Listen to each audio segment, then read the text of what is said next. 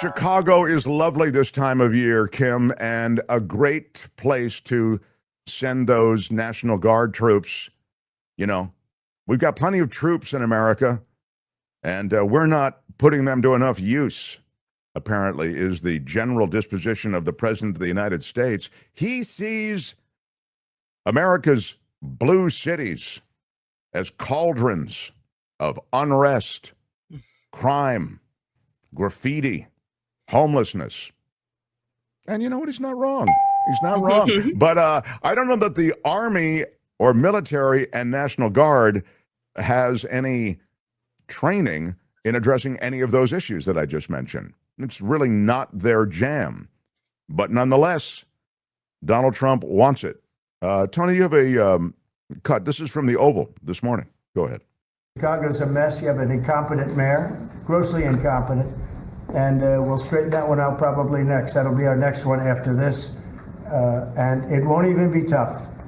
And the people in Chicago, Mr. Vice President, are screaming for us to come.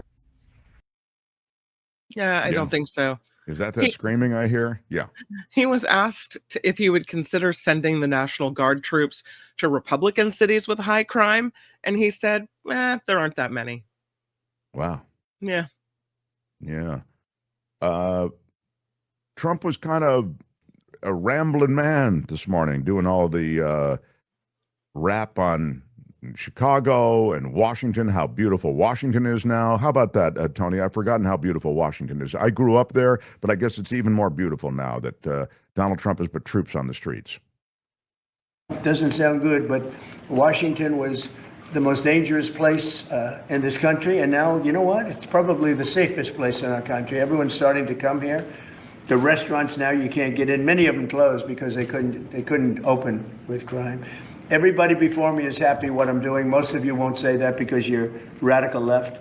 The newspapers are so dishonest. The press is totally dishonest, but that's all right. We've gotten used to it, and we won in a landslide, so they obviously lost their power. I mean, it's impossible to imagine that when you get 97% negative stories, purposely negative stories, even though you've done 97% positive things, that you could win an election in a landslide, winning all seven. Think of it, all 7 swing states, winning by the popular vote by millions of votes. We had it fantastic. The best is your districts. Out of 3,000 districts, I guess we won 3,500. We won 2,750, and they won 500. And that's, to me, the best of all. And we had tremendous in every way, the election. And it's hard to believe you can do that when you have a corrupt media. But many of you are corrupt, and it's nothing we can do about it. But we keep winning, and we're going to keep winning. And this whole story on crime is incredible that the Democrats wouldn't be with us. So the mayor of Chicago, I watched him this morning, he said, Trump doesn't know what he's talking about. He only apprehended 9 people. Well, number one, that's false. It's thousands. We'll get into that. But more importantly than anything, we took guns away. We have some of the worst career. No, go ahead. Career professionals out of the country already. They've been taken out of the country, and some are in solid confinement because these were killers. We arrested some very bad people. And in the last 11 days, again, I hate to say it because it sounds so ridiculous, but in the last 11 days, we've had no murders. And that's the first time that's taken place in years.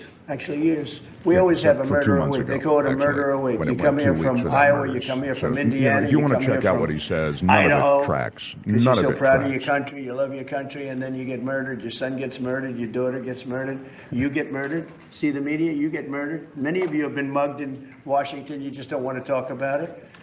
And I know that every time I do this with you almost everything, but every time I do this with you, people are saying to yourselves, he's right, and then you write a negative story. But we are doing an incredible job. The people behind me are amazing. We're working very well with the Washington police, as you know. The D.C. National Guard is unbelievable. We're also getting tremendous help from Secret Service.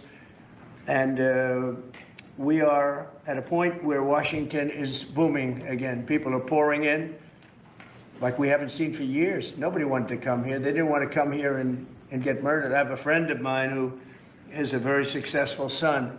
Cue fake And I story. said, where is your son going to be this weekend? He said, he's going to Washington with his friends. I said, really? Yeah, he's wanted to do it for 4 years, but he couldn't do it because it was so unsafe. And he's a tough kid, too. It's so unsafe.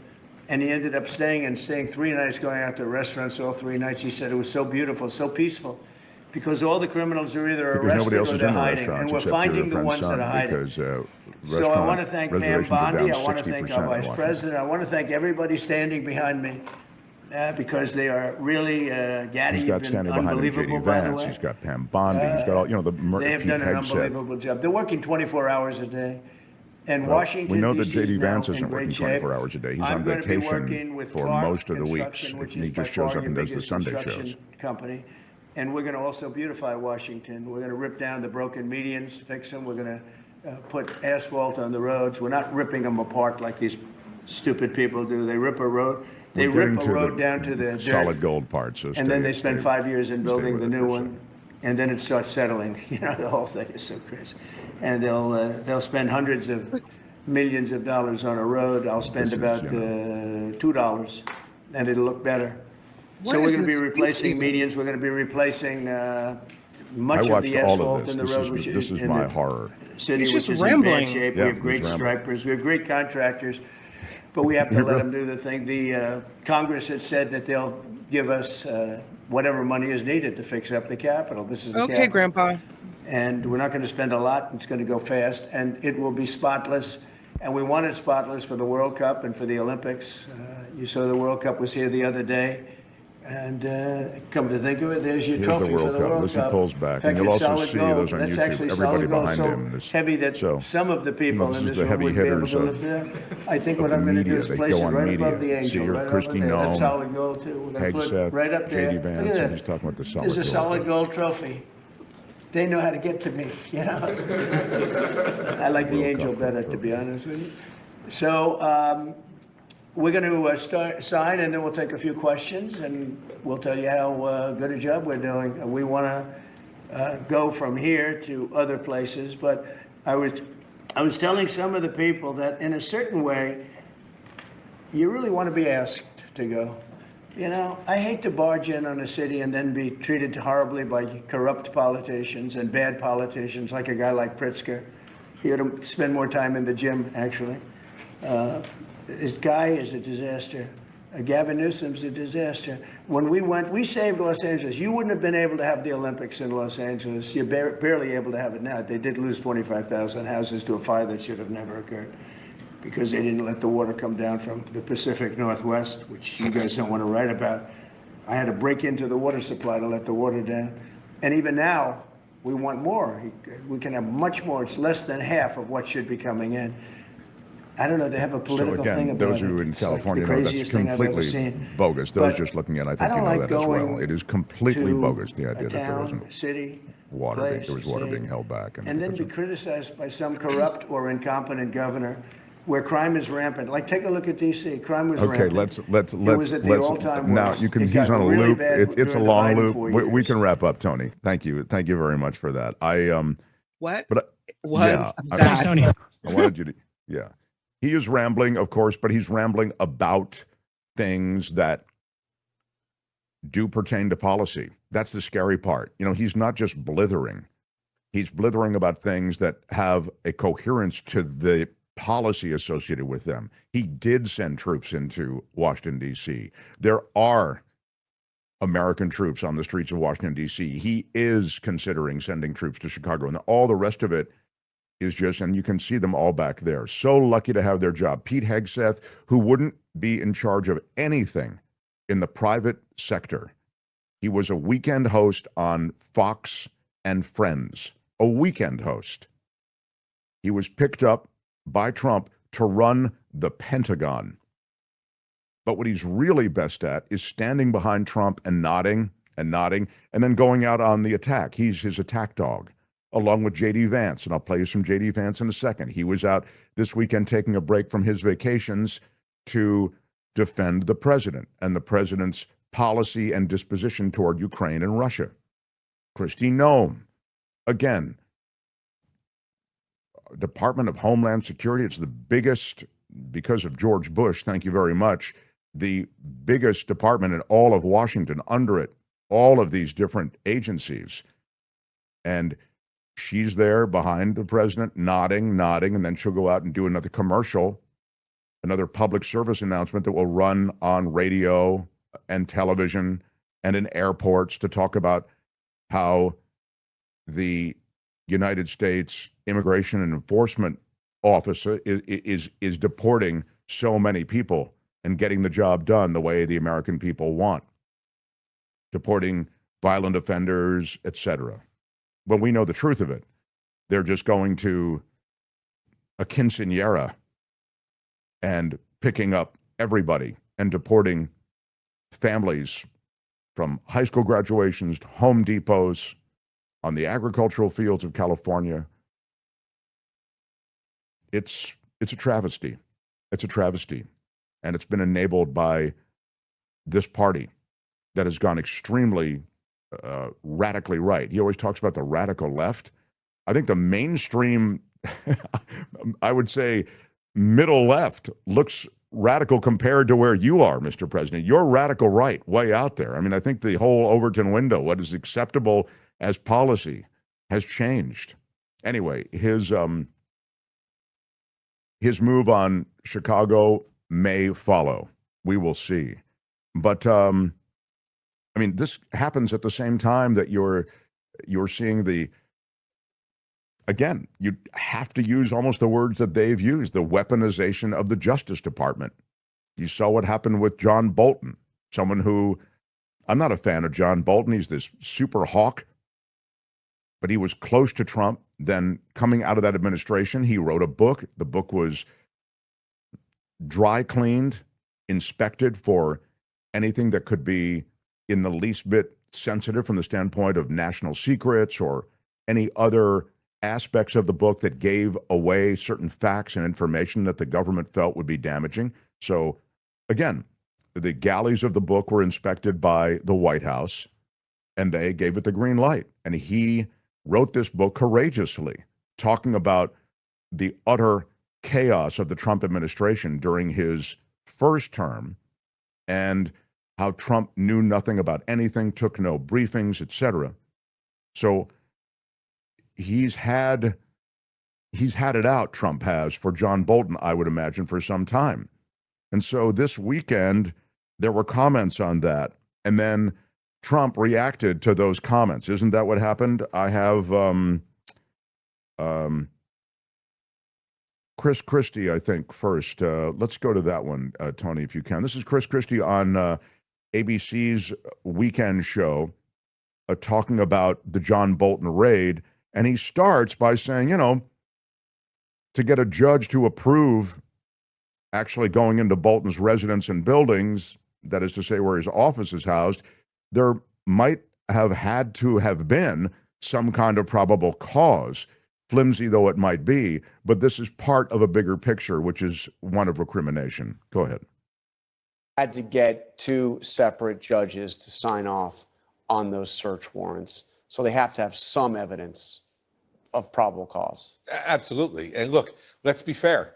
When we talked about this in the context of the raid of Mar-a-Lago, I said the same thing at that point, that a federal judge had found probable cause to sign off on a search warrant, which means there's something. It doesn't necessarily mean that there's evidence beyond a reasonable doubt of guilt to a violation of a federal law, but it means there's probable cause that a crime, evidence of a crime was kept at the residence where he was searched. Same thing applies to John Bolton. And in this instance, they got two judges. They got a search warrant in Maryland. They got a search warrant in the District of Columbia. And let's face it, John, the District of Columbia is not known as a bastion of, conservative judges. Right. So I would say that there's real evidence that they believe something is there. Now, let's see what happens from here. But I think it's kind of funny to hear, the president, talk the way he does about Bolton and classified information. Yet when he had the classified information, the same rules didn't apply. And to see the FBI.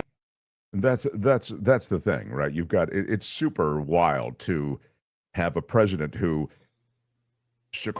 denied the subpoenas of the FBI, denied the requests by archivists for these records that they knew were in his possession to be returned. Denied those requests, right? Ignored those requests. That's not what happened here, right? They got a judge's approval and they stormed in. It's like what happened on Mar-a-Lago. They sent the request. They did that whole dance. It went on for a little over a year, I believe, and definitely at least a little over a year. And then finally, the FBI had to get subpoenas, and they didn't go in a high-profile way.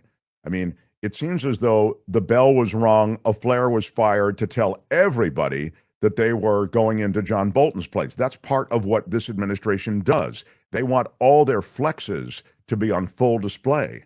And that's why you saw Dr. Phil in the early days of the immigration raids. And that's why Dean Cain is on with the other, with the immigration raids. And you see very high profile, those public service announcements when it comes to just immigration raids, because I'm mentioning that. That's all designed to show you what we're doing. And now let me show you how we're getting back if you step out on us. And that's what the John Bolton raid was all about. And that's the reason it was so well covered. Every network was there. Now, I understand that once the Mar-a-Lago thing got underway, then you had network coverage. Please don't misunderstand me. I haven't forgotten it completely. But I guess what I'm trying to say is they didn't go clanking in, sirens on, in a loud manner so as to attract attention. They didn't even, it would seem, want to go into Mar-a-Lago to get these thousands of documents that the guy has. I mean, sensitive, some of them military documents. So what they find in John Bolton's place, I don't know, but I just know that it fits a dance. It fits a pattern of going after Trump's enemies. And so Chris Christie, with that comment that he made, which is, again, like kind of what he does, again, not a Chris Christie fan at all. Donald Trump wasn't happy. And now Donald Trump is saying, I'm going after Chris Christie. Do we have that? Do we have that tweet or a bit of that? No, I can't recall if we have it or not. But he's here it is. This is a little something from, is it Morning Joe? Go ahead. Oh, really? Because he's threatening Chris Christie now because he doesn't like what Chris says on this week. And you just sit and wonder that the people that are sitting in the administration right now making these moves, do they not understand that what goes around comes around? If they were so shocked and stunned and deeply saddened by what happened over the last 4 years, they're doing it this 4 years. What do they think is going to happen when Democrats get back into power? Because you know how I feel about this. Dude, do we really want this cycle to continue? Democrats aren't getting back in. Well, do they think Democrats will get back into power? I mean, that's the question, right? That's yeah, what Bill Maher was talking about. Democrats will. Let me just assure everybody right now, they will get back into power. Our independents will get back into power.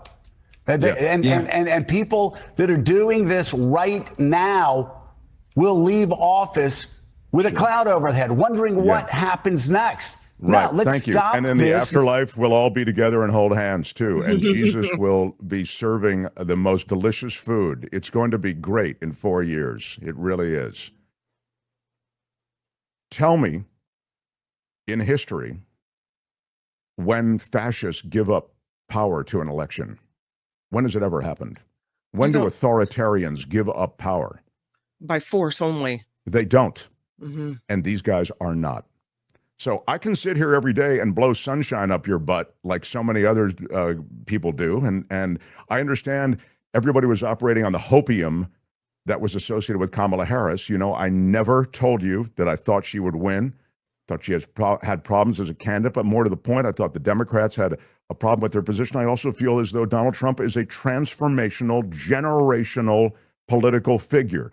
I am not embracing him, but I think you have to understand the power of Trump and that charisma. I know he's blithering, he's blathering. What is he saying? He's often, he knows nothing. He's making up facts. Got it. But his power to communicate was so significant that it blunted all efforts to push him back. People who served in his last administration talked about his authoritarian flex and instincts. People in his last administration talked about his incompetence. People in his last administration talked about the fact he never read any briefing materials. He would lose focus almost immediately if it wasn't about him. All these things we knew. But he reascended because he shared the anger of enough people in the U.S. societally, culturally, and honestly, because I think we're low information voters. A lot of people just didn't even hear that stuff I was talking about. So But- are you saying why vote then in the midterms if we know their first strike was to redistrict in a way to try to circumvent voters? Are we saying that there's no way that in the midterms the Democrats retain the House? I think I think I would always suggest that you vote. I think we should vote. Absolutely. I mean, I think I'm not saying surrender, but I'm also giving you some harsh realities, and I don't mean to meet them all out here before I get to my good pal Gary Dietrich, who again he'll talk me back and go, no, Mark, really, I think whatever. But I want to get with Gary, but I also want to be clear about this just to round it out. Yeah, I do think that that this isn't a crew that's going to leave power. They've done a lot to get into power, and as a result, I think they realize they can work with things to retain power. We saw how with fake electors, with a scheme that even included a possible martial law, you can declare an emergency. I mean, that's what Trump has done in Los Angeles. He could do it again in cities across the country. He could do it again nationwide. He could postpone the election. A lot of things can happen. Again, I don't want to skip it too far ahead in the movie. I know I tend not to have the most encouraging view, but everything I said has happened. All of the lack of faith I had in the American people has been borne out by their decision to vote him in. And now we see a lot of the actions that were predicted and even advertised on the way in. Hi, it's Mark, and I thought that was great. Hit the notification bell. You'll know whenever there's a new video being dropped, and please subscribe to our channel to help us save the universe.